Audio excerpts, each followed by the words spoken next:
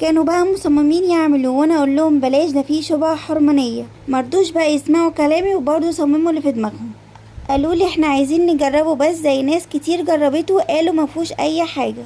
انا طبعا ما كنتش موافقة خالص وما كنتش عايزة اعمله، بس قلت خلاص هعمله لهم وخليتهم يشربوه في نفس الوقت.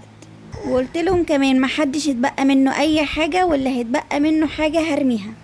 رحت جبت بقى العنب وغسلته كويس وحطيته بقى في الخلاط بتاعي، وحطيت كمان عليه عسل.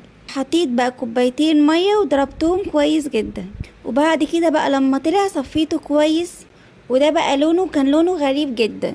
كنت متوقعه انه يبقى لونه احمر اكتر من كده، بس بالعكس كان لونه مايل للابيض اكتر. رحت جايبه بقى كوبايتين وحطيت فيهم تلج، وبعد كده حطيت العصير فيهم واديت لهم بقى العصير وشربوه وكان عاجبهم جدا. المشكله بقى ان انا دقته وما كانش عاجبني خالص.